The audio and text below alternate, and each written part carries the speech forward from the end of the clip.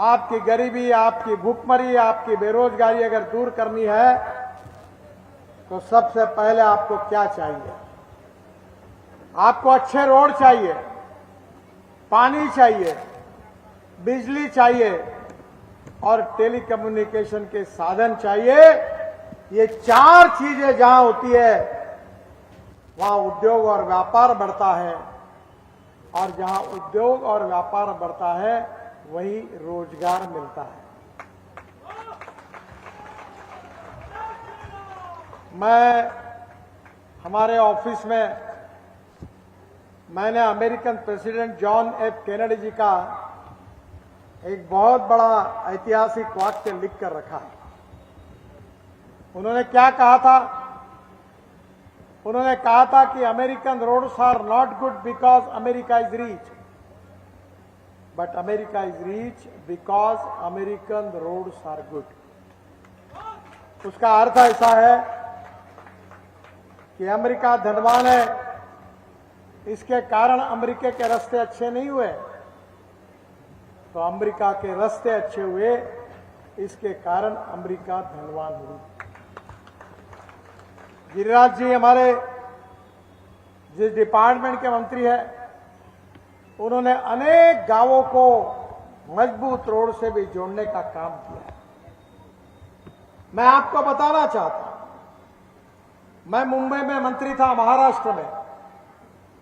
आप कभी मुंबई आओगे तो आपको देखने के लिए मिलेगा कि मैंने मुंबई में 55 उड्डान पुल बनाया, पहले देश का मुंबई पुणे एक्सप्रेस हाईवे बनाया, और समुद्र में जो आप टीवी पे देखते हो वर्ली बांद्रा सी लिंक प्रोजेक्ट बनाने का सौभाग्य भी मुझे मिला। जब हमारी सरकार नहीं आई फिर से, तो अटल बिहारी वाजपेयी देश के प्रधानमंत्री थे। अटल बिहारी वाजपेयी जी ने मुझे बुलाया और मुझे कहा कि आपने शहरों में बहुत काम किया है, अब गांव को जोड़ने वाली योजना आप तैयार करो। मेरे अध्यक्षता में एक कमेटी तैयार हुई जिसमें रिजर्व बैंक के डिप्टी गवर्नर थे, नाबार्ड के चेयरमैन थे। 3-4 महीने हमने मेहनत की और बाद में एक रिपोर्ट तैयार करके मैंने अटल बिहारी वाजपेयी जी को सौंपा, और 15 दिन के बाद लाल किले पर डॉक्टर अब्दुल कलाम साहब ने उस योजना की घोषणा की जिसका नाम प्रधानमंत्री ग्राम सड़क योजना है। और मैं आपको बताना चाहता हूं कि हिंदुस्तान में 6.5 लाख गांव है। इन 6.5 लाख गांवों में से 4.5 लाख गांवों को मजबूत रोड से जोड़ने का काम इस देश के इतिहास में किसी ने किया होगा तो वो अटल बिहारी वाजपेयी जी ने। और वही विरासत को लेकर आदरणीय गिरिराज जी मेरे बड़े प्रिय मित्र हैं, वो बड़े इनोवेटिव है, अलग अलग कल्पनाओं का उपयोग अपने डिपार्टमेंट में उन्होंने लगातार करके दिखाया। प्रधानमंत्री सड़क योजना में उन्होंने देश के लाखों गांव, गरीब मजदूर, किसान का कल्याण करने वाली इस योजना को बड़े यशस्वी रूप से उसका संचालन किया। और मुझे विश्वास है ये देश बदल रहा है। मैं किसान हूं और मैं जिस क्षेत्र से आता हूं वहां कम से कम 10,000 किसानों ने आत्महत्या की थी।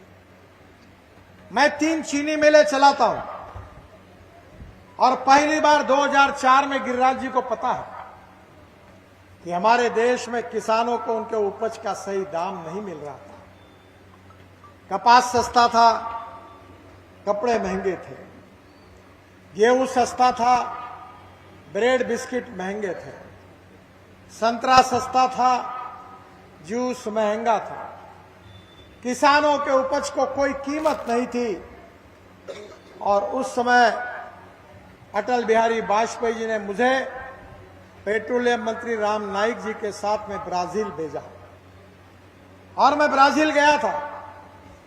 और ब्राजील से आकर 2004 में मैंने ऐलान किया था कि इस देश का किसान अब केवल गेहूं चावल मक्का नहीं बनाएगा। इस देश का जवान, इस देश का किसान अब देश के लिए पेट्रोल डीजल का पर्याय देने वाला इथेनॉल बनाएगा। आपको खुशी होगी कि किसान केवल अन्नदाता नहीं है।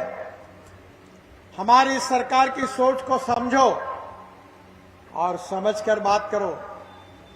हमने तय किया कि हमको गांव, गरीब, मजदूर, किसान का कल्याण करना है। गांवों को सुखी, समृद्ध और संपन्न बनाना है। किसानों के फसल के सही दाम देना है और युवा लोगों के हाथों को काम देना है। और इसीलिए बहनों और भाइयों, अब किसान केवल अन्नदाता नहीं है, अब किसान ऊर्जादाता बन गया। ऊर्जादाता।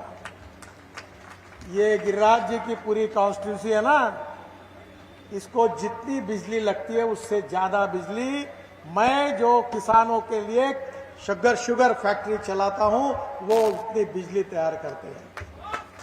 बिजली किसान 380 मेगावाट बिजली तैयार करते हैं।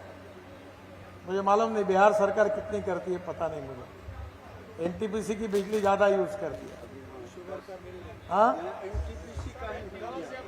मेरे को मालूम नहीं, पर एक समय आया था बिहार सरकार जितनी करती है उससे बराबर हम बिजली तैयार करते हैं। हाँ, और अब इसलिए हमने किसान को अन्नदाता से ऊर्जादाता बनाया। और वहां हम रुके नहीं, अब हमने किसान को ऊर्जादाता से ईंधनदाता बनाया। ये इथेनॉल हमने लाया। मेरे पास इनोवा की गाड़ी है, हाइड्रोजन पर चलने वाली गाड़ी है, इलेक्ट्रिक पर चलने वाली गाड़ी है, और गिरिराज को सब गाड़ियों में मैंने घुमाया। अब हमारे देश में शुगर केन जूस से इथेनॉल बनता है, मक्के से इथेनॉल बनता है, ब्रोकन राइस से इथेनॉल बनता है, ये जो राइस स्ट्रॉ है जिसको हम परली कहते हैं उससे इथेनॉल बनता है, बाम्बू से इथेनॉल बनता है। हमारे देश में 16 लाख करोड़ रुपए देश के बाहर जाते हैं और हम खाड़ी देशों से पेट्रोल डीजल आयात करते हैं। पर हमारी सरकार ने अगर कोई काम किया होगा तो किसान को अन्नदाता से ऊर्जादाता बनाया, ऊर्जादाता से ईंधनदाता बनाया। और अब ईंधनदाता नहीं तो अब पंजाब और हरियाणा में मैंने इनिशिएटिव लिया और जो परली जलाते थे जिससे प्रदूषण होता था उससे बिटुमिन बन रहा है, बिटुमिन डांबर बन रहा है। अब किसान डांबर भी बना रहा है। पानीपत में प्लांट लगा हुआ है इंडियन ऑयल का, 1 lakh litre ethanol per day तैयार होता है, 150 टन डांबर तैयार होता है और 76,000 टन हवाई ईंधन तैयार होता है जिसके ऊपर हवाई जहाज चलेंगे। आप शायद मुझे जानते नहीं क्योंकि मैं आपके एरिया में कम आया हूं, पर मैं झूठी बात और झूठे वादे करने वाला फोकनाल लीडर नहीं हूं। जो बात कहता हूं वो डंके की चोट पर पूरी करके दिखाता हूं। 10 साल में मेरे भाषण पूरे मीडिया वाले रिकॉर्ड कर रहे हैं।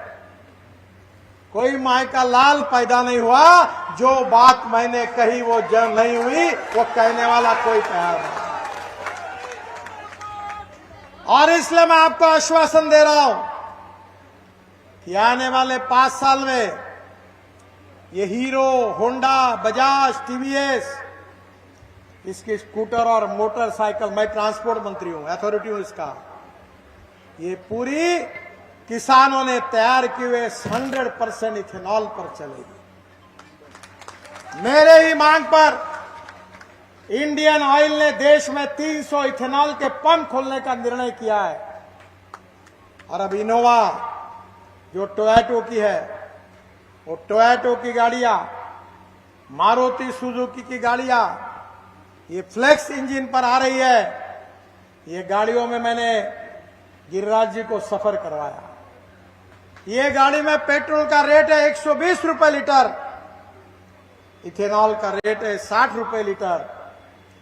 और ये जो इनोवा गाड़ी मेरे पास दिल्ली में है, नागपुर में भी है, मैं घूमता हूँ चुनाव में, उसमें आजकल मैं Z+ में हो तो बुलेट प्रूफ गाड़ी मेरे लिए पुलिस वाले कहते इसमें बैठिए। पर कहता मैं किसान हूं, मुझे गांव गरीब मजदूर किसान का कल्याण करना है, मैं इसका प्रचार करता हूं। और मेरी गाड़ी 60% बिजली पे चलती है और 40% बायो इथेनॉल जो आप मक्के से तैयार करते हो, शुगर केन जूस से तैयार करते हो, उस पे चलती है। अगर आज मैं आपको सवाल पूछना चाहता हूं कि अगर आपके यहां आप मक्का लगाते हो, चावल लगाते हो, और अगर इससे पेट्रोल बनेगा, इथेनॉल बनेगा, तो इसके भाव बढ़ेंगे, तो फायदा किसको होगा? मैं 10 साल से जब जब बिहार आता था तब तब नीतीश कुमार जी को, इनको सबको कहता था कि मक्के से इथेनॉल शुरू करो, ब्रोकन राइस से इथेनॉल शुरू करो। और मुझे खुशी है कि आज बिहार में भी प्रोजेक्ट शुरू हो रहा है, और वो दिन अब बेगूसराय में यहां भी प्रोजेक्ट शुरू हो रहा है। और मैं आपको बताता हूं कि स्पाइस जेट का विमान देहरादून से दिल्ली किसानों ने तैयार किए हुए इथेनॉल से bio aviation fuel, sustainable aviation fuel, जिसका मतलब है हवाई ईंधन, वो किसानों ने तैयार किया। उसके ऊपर स्पाइस जेट का विमान देहरादून से दिल्ली तक यशस्वी रूप से आया, मैंने उसका स्वागत किया। अब टाटा का एयर एशिया का विमान भी, वो भी चला, और अब बेगूसराय में इथेनॉल तैयार होगा, हो रहा। अब आगे इसमें से हवाई जहाज भी चलेंगे, कार भी चलेगी, स्कूटर भी चलेगी, मोटरसाइकिल भी चलेगी, प्रदूषण भी कम होगा, आयात भी कम होगी, और किसानों को फसल के सही दाम मिलेंगे, और गांव के जवान लोगों के हाथों को काम मिलेगा। मक्के का कीमत दुगना हो गया। हाँ, मक्के का जी 12 रुपये था, 19 में, अभी 22 है। देखो मक्के की कीमत बढ़ गई।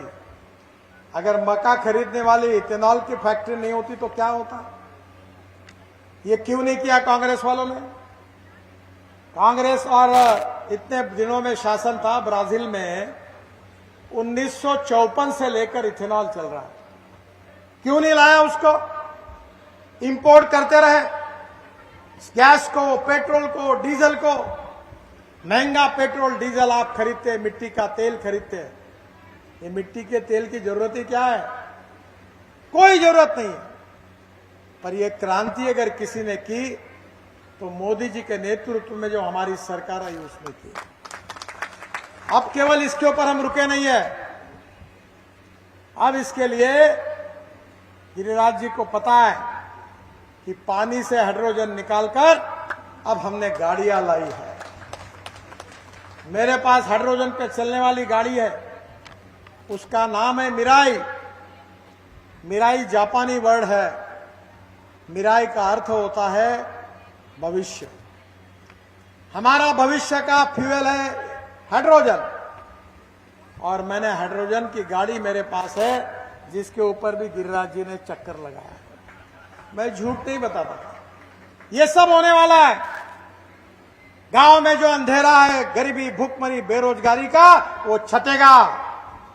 गांव का विकास होगा, गांव में अच्छे रोड होंगे, गांव में किसानों को उसके फसल के सही दाम होंगे, गांव के युवाओं के हाथों को काम होगा। केवल स्मार्ट शहर नहीं तो स्मार्ट देहात भी बनेंगे और आपका जीवन सुसह्य होगा। ये हमारा सपना है। हम राजनीति में मंत्री और सांसद बनने के लिए नहीं आए, हमको समाज बदलना है। मैं तो 1975 में मैट्रिक की परीक्षा पास करने के लिए मेरी एग्जाम थी। जयप्रकाश जी का आंदोलन शुरू हो गया, मैंने अपने शिक्षा की तरफ ध्यान नहीं दिया और पूरी तरह आंदोलन में शरीक हो गया। जब इंजीनियरिंग कॉलेज की एडमिशन हुई तब मुझे एडमिशन नहीं मिली, क्योंकि मेरे को 49.26% मार्क मिले। 50% के ऊपर मार्क होते साइंस ग्रुप में तभी इंजीनियरिंग को एडमिशन मिलती और मैं इंजीनियर नहीं बन पाया। पर बहनों और भाइयों, मैं समग्र क्रांति की जो बात जयप्रकाश जी ने की थी, वही बात को लेकर politics is the instrument of socio economic reform, इस बात पे विश्वास रखकर राजनीति में काम कर रहा हूं। मुझे कोई दुख नहीं है, मुझे इंजीनियरिंग बनने का सौभाग्य नहीं मिला, पर आज मेरे डिपार्टमेंट में 7 वर्ल्ड रिकॉर्ड बने, 7। और आपको शायद मालूम नहीं होगा, मुझे 9 डॉक्टरेट्स मिली है, डिलिट्स, बड़े बड़े यूनिवर्सिटी की। और हम देश के लिए काम करना चाहते हैं, हम गांव गरीब मजदूर किसान के लिए काम करना चाहते हैं। या कम्युनिस्ट पार्टी खड़ी है, इन्होंने, इनका क्या हुआ? मुझे आपको बताने में, बड़ा देश का इतिहास बताने में खुशी हो रही है। 1947 में 3 विचार प्रवाह थे। एक कम्युनिस्ट विचारधारा थी, सीपीआई और सीपीएम 2 पार्टियां चलाती थी। देश के मजदूर एक हो, लाल झंडा लेके नाचते थे। फिर मैं जब बीजेपी का अध्यक्ष बना तो मुझे चाइना के कम्युनिस्ट पार्टी के अध्यक्ष ने और प्रधानमंत्री जी ने चाइना बुलाया। मैं भारतीय जनता पार्टी के डेलीगेशन को लेकर चीन पहुंचा। जब मैं शंघाई गया तो वहां जो मंगोलियन वंश के चाइनीज थे वर्ल्ड में, उन्होंने प्राइवेट पब्लिक इन्वेस्टमेंट लाकर चाइना का मॉडल बनाया जो कम्युनिस्ट पार्टी के विचारों के खिलाफ था। तब मैंने उनको पूछा, आप कैसे कम्युनिस्ट हो? केवल लाल झंडा है, बाकी आपने सब बातें छोड़ दी। उन्होंने कहा, देश के हित में जो होगा वो हम करेंगे। आज सीपीएम और सीपीआई का बैंड बाजा बज गया। पूरे देश में, वर्ल्ड में ये पार्टियां खत्म हो गई। आपको आश्चर्य होगा, आपको मौका मिलेगा तो हंगेरी नाम का देश है, उसमें जाइए। एक बूढ़ा पेश करके उनकी राजधानी है, कैपिटल। वहां एक बहुत बड़ा बगीचा है और गार्डन के एक कोने में 25-30 मूर्तियां एक कोने में डाल के रखी है, लेनिन, मार्क्स सबकी, और पानी बरसता है उसके ऊपर। मैंने पूछा, ये कैसी आई? बोले, कम्युनिस्ट पार्टी के प्रति लोगों का उद्रेक हुआ और चीड़ के कारण उन्होंने पूरे चौराहे पर खड़ी मूर्तियों को उखाड़ कर फेंक दिया। अब वो कोने में रखी है। उसके लिए आज लोग इनकी कोई पूजा तो छोड़ दो, पसंद भी नहीं करता, क्योंकि उसके कारण हमारे देश की बर्बादी हुई। फिर समाजवादी आए। जॉर्ज फर्नांडिस साहब को, वो मुंबई में आते थे, मेरे ऊपर बहुत प्रेम करते थे। मैं उनको बहुत मानता हूं। अटल बिहारी वाजपेयी और जॉर्ज साहब को मैं अपने जीवन का आइकॉन मानता हूं। उनकी समाजवादी पार्टी थी, उसमें मधु दंडवत थे, मधु लिमय थे, बड़े बड़े लोग थे, बहुत विद्वान थे। पर समाजवादी पार्टी भी खत्म हो गई। एक दिल के टुकड़े हुए हजार, कोई यहां गिरा, कोई वहां गिरा, पार्टी खत्म। जब कम्युनिस्ट विचारधारा आज खत्म हो गई, समाजवादी पार्टी खत्म हो गई, तो एक उस समय स्वतंत्र पार्टी थी और वो लिबरल इकोनॉमी को लेकर अमेरिकन साम्राज्यवाद की बातों को करते हुए चलाते थे पार्टी, वो भी खत्म हो गई। और बहनों और भाइयों, हमने पंडित दीनदयाल उपाध्याय जी से प्रेरणा लेकर अंत्योदय की बात को, सामाजिक आर्थिक चिंतन को अपना उद्देश्य मानकर हमने तय किया कि समाज का जो आखिरी व्यक्ति है, जो दलित है, पीड़ित है, शोषित है, जिसके पास रहने के लिए मकान नहीं है, जिसके पास खाने के लिए रोटी नहीं है, रहने के लिए घर नहीं है, उस व्यक्ति को हम भगवान मानेंगे, उसकी निरंतर सेवा करते रहेंगे। और जिस दिन उसको रोटी, कपड़ा और मकान मिलेगा, उसी दिन अपना कार्य पूरा होगा। ये पंडित दीनदयाल उपाध्याय जी का सामाजिक आर्थिक चिंतन हमारा मिशन है, हमारा उद्देश्य है। बहनों और भाइयों, मैं भी 2 बार पार्लियामेंट का मेंबर हूं। अभी भी आऊंगा, लाखों मतों से चुन के आऊंगा। बिहार में मैं कहूं कि नहीं कहूं, मुझे संकोच हो रहा है, पर मैं मेरे क्षेत्र में लोगों को कहता हूं, कोई भी व्यक्ति उसकी जात, पंथ, धर्म, भाषा और सेक्स से बड़ा नहीं होता। उसके गुणों से बड़ा होता है। और इसलिए जो गरीबी, भूखमरी, बेरोजगारी है, ये सबके लिए है। जिस भाव में हिंदू को पेट्रोल मिलता है उसी भाव में मुसलमान को मिलता है। जिस भाव में गैस का सिलेंडर फॉरवर्ड को मिलता है उसी भाव में बैकवर्ड को मिलता है। हमारी बेसिक बातें हैं गरीबी, भूखमरी और बेरोजगारी। अब मैंने तो कहा, मेरे लोगों को 15 साल से कह रहा हूं कि जो करेगी जात की बात उसको कसके पड़ेगी लात। और मुझे सब जात, पंथ, धर्म, भाषा के लोग वोट देते हैं। और ऐसा भी नहीं, अभी मैं लगातार महाराष्ट्र और देश में घूम रहा हूं, सब जाति के लोग मुझे सुनने के लिए भी आते हैं और मुझे मिलने के लिए आते हैं। 4.5 करोड़ यूट्यूब पर मेरे फॉलोअर्स हैं और 3 लाख रुपए महीने की कमाई होती है मुझे। लोग वीडियो सुनते हैं। तो मैं आपको बताना चाहता हूं कि आपका सही सवाल गरीबी, भूखमरी, बेरोजगारी है। पढ़िए, अच्छी शिक्षा प्राप्त करिए, अच्छा उत्पादन कृषि में बढ़ाइए, कृषि माल कर प्रक्रिया करने वाले उद्योग शुरू करिए। 24 घंटे बिजली चाहिए, पीने का पानी चाहिए, गरीब को मकान चाहिए। मैंने ये सब करके दिखाया। गिरिराज जी आए मेरे पास, मैंने मेरे क्षेत्र में 15,000 युवाओं को रोजगार दिया। उसमें से 200 भी मेरे जात के नहीं है। मैं स्मार्ट विलेज बना रहा हूं और जो गरीबों के लिए काम करता हूं उसका टर्नओवर 2,500 करोड़ है। ये संभव है। और इसलिए मैं आपको बताना चाहता हूं कि किसानों की, हमारे देश की जनता की गरीबी, भूखमरी और बेरोजगारी, जिनको समाप्त करने में पूरी तरह फेल्यूर हुए, जो फेल हो गए, वो अब जाति जाति को जलाकर, जात, पंथ, धर्म, संप्रदाय को लड़ाकर जातिवाद की और सांप्रदायिकता की राजनीति करते हैं। जब कन्विंस करना मुश्किल होता है तो कंफ्यूज करने की कोशिश करती है, उससे बच के रहिए।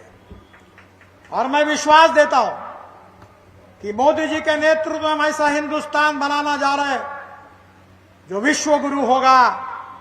गांव, गरीब, मजदूर, किसान का कल्याण होगा। $5 ट्रिलियन की इकोनॉमी बनेगी और दुनिया की तीसरी महान आर्थिक व्यवस्था बनेगी। ये विश्वास हमने जनता को दिला। मैं मंत्री हूं, मेरे पास कोई पैसे की कमी नहीं है। मैं लाखों में बात करता हूं। मैं बिहार में केवल 80,000 करोड़ के ग्रीन हाईवे बना रहा हूं। गंगा के ऊपर 13 ब्रिज बना चुका हूं। और भी कोई 15 नहीं 25 बनाने होंगे तो मैं बनाने की औकात और ताकत रखता हूं। आप बोलोगे पैसा कहां से आएगा? यही तो मेरा फॉर्मूला है। जिसको अध्ययन करना है वो जरूर मेरे पास आए, मैं उसको समझा दूंगा। इस देश में पैसे की कमी नहीं है। इस देश में ईमानदारी से देश के लिए और गरीबों के काम करने वाले नेताओं की कमी है। मैं 50 लाख करोड़ रुपए के काम 10 साल में कर चुका हूं। वो है माइका लाल कॉन्ट्रैक्टर जो कह सके कि गडकरी साहब से टेंडर मिलाने के लिए उनके घर मुझे मिलना पड़ा। अगर कोई होगा तो कान में बता दो, मैं छोड़ दूंगा सब बातें। हम देश के लिए काम कर रहे हैं, हम गरीब के लिए काम कर रहे हैं, हम किसान के लिए काम कर रहे हैं, हम देश को शक्तिशाली बनाना चाहते हैं। इस विचार के लिए काम कर रहे हैं। और इसलिए बहनों और भाइयों, मैं आपको बताने के लिए आ रहा हूं, आप चिंता मत करिए। कितनी मांगे है उतनी कर लो, डरने का काम नहीं है। मेरे पास द्रौपदी की थाली है, तुम जितना मांगोगे उतना दूंगा। पर मेरी कंडीशन एक ही है कि गिरिराज को लाखों वोटों से जिताकर भेजिए, बाकी सब काम हो जाएगा।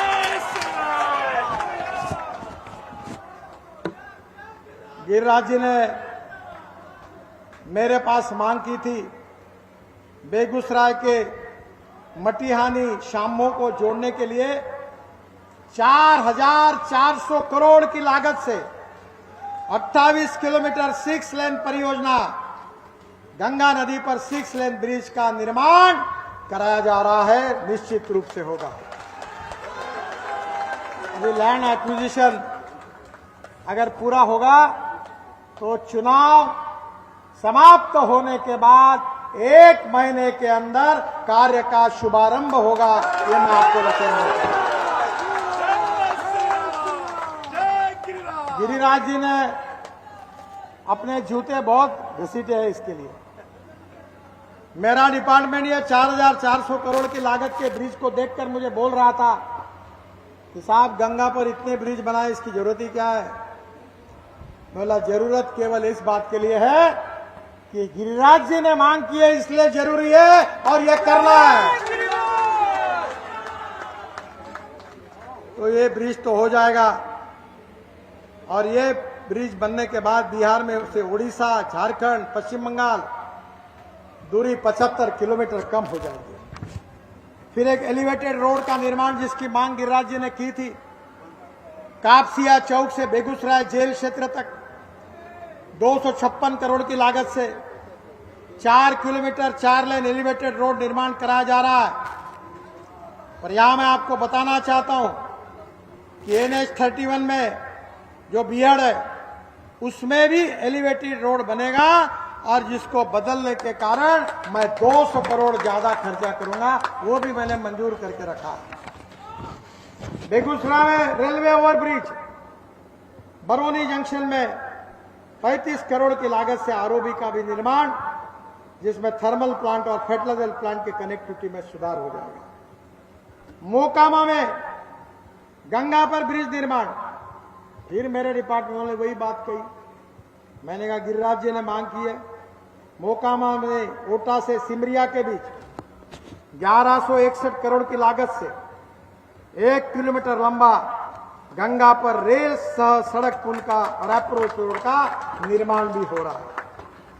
ब्रिज के दोनों तरफ 8.5 किलोमीटर 4 लेन सड़क का भी निर्माण किया जा रहा है और इस ब्रिज बनने से सिमरिया, बेगूसराय, इसमें कनेक्टिविटी में काफी सुधार हो जाएगा। मुंगेर में गंगा नदी पर रेल रोड ब्रिज का निर्माण, हमारे गंगा पर बने rail road bridge Shri Krishna Setu के साथ 14.5 किलोमीटर के अप्रोच रोड का निर्माण होने से खड़गिया, बेगूसराय जाने आने की बहुत सुविधा होगी। उत्तर बिहार से मुंगेर आने जाने वालों को 70 किलोमीटर की चक्कर काटकर मोकामा से राजेंद्र पुल तक, ये जो 75 किलोमीटर दूर भागलपुर के विक्रमशील पुल का विकल्प भी चुनना पड़ता था, अब पुल बनने से आवागमन आसान हो जाएगा। मुंगेर खगड़िया के बीच 100 किलोमीटर की दूरी कम होगी, 3 घंटे का समय बचकर वह मुंगेर बेगूसराय 20 किलोमीटर की दूरी और कम हो जाएगी। मेरे पास बोलने के लिए बहुत है, पर आज दिल्ली में मेरे और 2 सभाओं में मुझे जाना है। मैं जब गंगा का मंत्री था तो मैंने जलमार्ग बनाया और जलमार्ग तो बनाया और उसके साथ बेगूसराय में और मुंगेर में मैंने ETP दिया, उसके लिए 500 करोड़ रुपए दिए। दोनों शहर के अंदर के ड्रेनेज लाइन को मेरे डिपार्टमेंट से मैंने उस समय पैसा दिया और ये भी काम उस समय किया। रक्सौल से हल्दिया तक 35,000 करोड़ की लागत से 700 किलोमीटर ग्रीन फील्ड, यानी एकदम खेत से नया रोड बन रहा है। बिहार में 18,000 करोड़ की लागत से 370 किलोमीटर का काम है, जो बिहार से रक्सौल, पूर्व चंपारण, शिवार, मुजफ्फरपुर, वैशाली, समस्तीपुर, बेगूसराय, पटना, लखीसराय को होकर जाएगा। ये भी रोड बन रहा है और ग्रीन एक्सप्रेस हाईवे बन रहे हैं और ये सब बनने और बन रहे हैं। इसका श्रेय मुझे नहीं है, इसका श्रेय गिरिराज जी को भी नहीं है, इसका श्रेय नरेंद्र भाई को भी नहीं है। इसका श्रेय अगर से किसी को है तो मेरे सामने बैठी हुई बेगूसराय की जनता को है। अगर आप गिरिराज को चुनकर नहीं देते, मोदी जी देश के प्रधानमंत्री नहीं बनते, तो मैं रोड का मंत्री कहां से बनता? और अगर मैं नहीं बनता तो ये काम कैसे होता? ये आपके कारण हुआ है। और इसलिए आपका आशीर्वाद, आपकी शुभकामनाएं गिरिराज जी के साथ रखिए। पिछले बार जो मार्जिन थी उससे और ज्यादा मार्जिन से उनको जिताइए, लोकसभा में भेजिए। फिर से एक बार मोदी जी के नेतृत्व में काम करने का मौका उनको दीजिए। वो केवल बेगूसराय की नहीं तो बिहार की तस्वीर बदलने का काम करेंगे और उनके साथ डबल इंजन होगा। एक तरफ तो नीतीश कुमार जी की सरकार का इंजन है, दूसरी तरफ मोदी जी के सरकार का इंजन है और तीसरी तरफ हमारे डिपार्टमेंट की इलेक्ट्रिक लाइन है। और इसीलिए मैं आपसे अनुरोध करता हूं कि बहुत ही ईमानदार, लोगों के लिए समर्पित भाव से काम करने वाला, इनोवेटिव दृष्टिकोण रखने वाला, नए नए प्रयोगशीलता का उपयोग करने वाला बहुत दमदार ऐसा नेता, छल कपट कारस्थान करने वाला नहीं है, दिल की बात साफ रखने वाला एक जिंदा दिल इंसान गिरिराज के रूप में आपने देखा। जात, पंथ, धर्म, भाषा कुछ न देखते हुए आपके भविष्य को बदलने के लिए, आपके तकदीर को बदलने के लिए गिरिराज जी को लाखों मतों से चुनाव जिताइए, यही आपसे अनुरोध करता हूं। बहुत बहुत धन्यवाद। मेरे साथ जोर से कहिए, भारत माता की, भारत माता की, भारत माता की।